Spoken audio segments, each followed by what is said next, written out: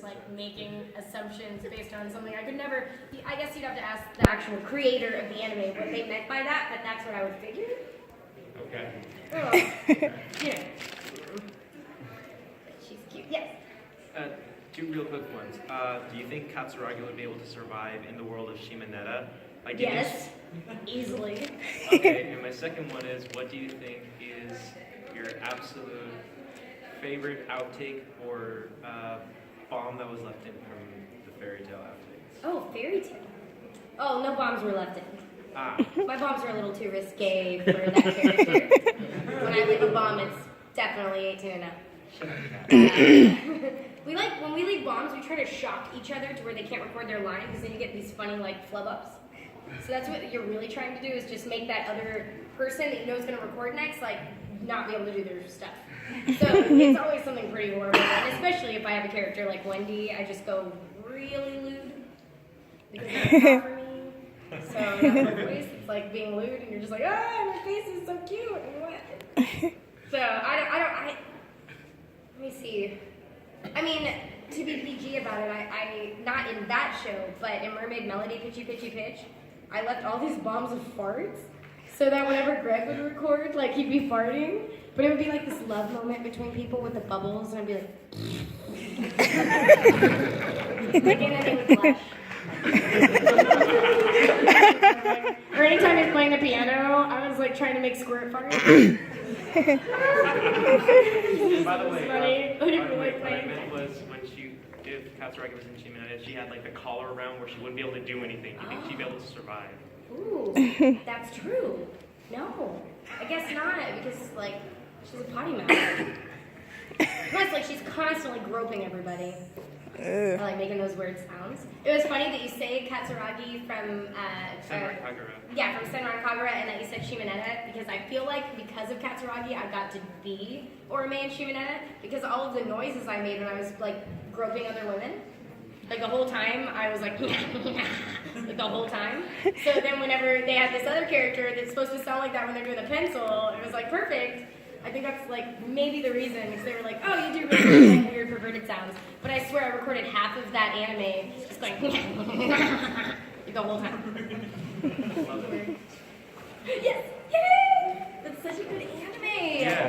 It's slutty. So smutty. Okay. Can you do your the signature Yahoo for Black Star?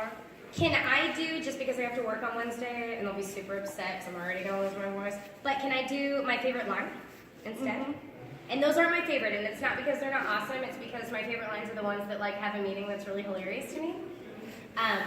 Is acid grieved? We should piss on it. I was so happy I got to say piss on television. I was Oh my god! And then we did a spit line that was really lame. They didn't keep that, they kept the piss line! Yes! Peeing! That's my favorite, just because Pride, okay, the thing as Pride has a vocal effect on it.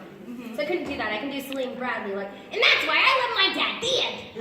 What was really weird was when we were doing that show, we had to try to figure out how to fit, and it was that's the end of my story. That's a translation. How do you fit that's the end of my story into So we decided that we were going to read it like a little kid does a presentation, like a kindergartner does. So a kindergartner gets up and they start their, not kindergartner, sorry, older than that because they're reading. But they start their little thing and they're I love dinosaurs. Dinosaurs are really cool. And that's the end of my story. Goodbye. Right off the stage, right? So we decided with him, in order to try to fit those flats, that we were going to do that. And we tried to fit in, and that's why I love my dad, the end. So we raced it at the end. We just thought it was so funny. We had to take a break. We thought it was so funny. At the time we recorded that, we did not know he was Pride. He was just Celine. It was just we hadn't seen the rest of the series. They didn't have the rest of the series. They didn't know how Brotherhood was going to happen. So, because it happened differently. So they just thought, oh, there's this weird character. It's it's his son or whatever. And yeah, and then he calls him back and he's so he's not cute. He's not a cute kid. 5 years, he's not cute. So, but that was fun. I got to actually watch pieces of that. They won't let you watch things. Usually you just record what you're doing. But for him, they were you just have a little bit of background on how creepy this kid is. So go. And we got to actually sit around and they took time out, 20 minutes out so we could watch it. Because Mike really likes his shows. takes care of them. They're his baby. Did you? Yeah. 2 questions actually. What was it like? I'm trying to say. I'm really nervous. Sorry. What was it like being Black Star and Soul Eater and and the girl with the purple hair? I don't know her name too good. Yeah, the one that's always be having soul in her chest. Oh, no. You're talking about, and Soul. Soul Eater, yeah.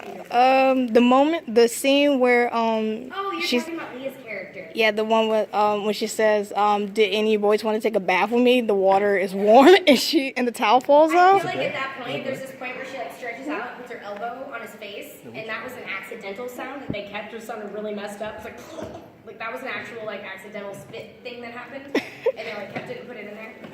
Playing Black Star was amazing. It was my first boy character. I had been doing this for so many years, played so many girl characters that you kind of get into like a method where you know what you're doing when you get there.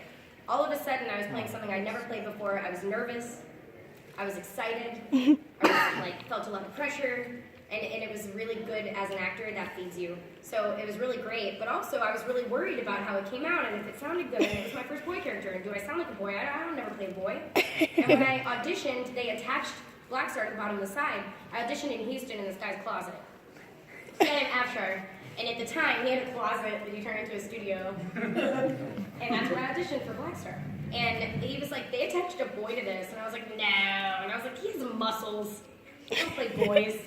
And I was just joking. Like, we were just trying to make the most ridiculous thing and ridiculous sounds, just like sound crazy. And when I got cast, I was like, wait, what? I didn't realize that was like what they were, going for. It worked out in the end, and I was so happy and honored. But I guess I'd never known that I was able to do boy voices until him. Because I'd done so many little girls, man, I'll sound like this, and we do this all day. And like, I didn't know that was in the box. I didn't know that was in the toolbox. So it was neat. That was the last time I ever read reviews, though, online for a character. I did. Can you say Reaper Schmeeper, bring it on? Wait, what? Can you say it in Black Star's voice, Reaper Schmeeper, bring it on? Reaper Schmeeper, bring it on! It's okay.